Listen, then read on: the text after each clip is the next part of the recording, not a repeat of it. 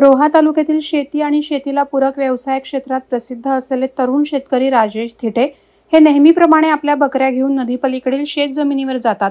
मात्र शनिवार दिनांक 15 जून रोजी दुपारच्या सुमारास बाहेगावातील शेतकरी तसंच शेतीला पूरक व्यवसाय म्हणून शेळी पालन करत असलेले राजेश थिटे गावाच्या बाजूला असणाऱ्या महिसदरा आणि कुंडलिका नदीपात्रात बकऱ्या चरण्यासाठी गेले असता कुंडलिक नदीपात्रातील पाणी वाढलं आणि त्यांच्या 43 बकऱ्या नदीपात्रापलीकडे अडकल्या.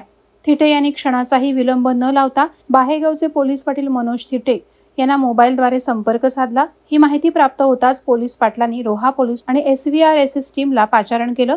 सह्याद्री वन्य जीवनार्थ सामाजिक संस्था म्हणजेच SVRSS टीम, रोहा पोलीस निरीक्षक देविदास मुपडे यांच्या मार्गदर्शनाखाली रोहा पोलीस मोरे, पोलीस पाटील मनोज थिटे, राजेश थिटे आणि त्यांचे कुटुंबीय आणि गावकऱ्यांनी देखील धाव घेतली. यावेळी कुंडलिका नदीच्या पाण्याची पातळी नेहमीपेक्षा अचानक वाढली.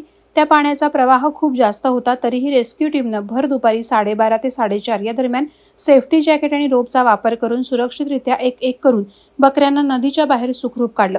यावेळी सागर दहिंबेकर यांची रेस्क्यू टीमचे सदस्य सूरज दहिंबेकर, प्रवीण भगत, आदेश पाटेकर, शुभम सणस, भूषण महाडिक, ओमकार महाडिक, रोहा पाटील मोरे, पोलीस पाटील मनोज थिटे आणि उपस्थित नागरिकांचे सर्वत्र कौतुक होत आहे. वादळवारा लाईव्हसाठी अक्षय जाधव, रोहा. नवी मुंबई व रायगड जिल्ह्यातील ताज्या बातम्या आणि घडामोडींसाठी सबस्क्राईब करा वादळवारा लाईव्ह चॅनल आणि दाबा बेल आयकॉन.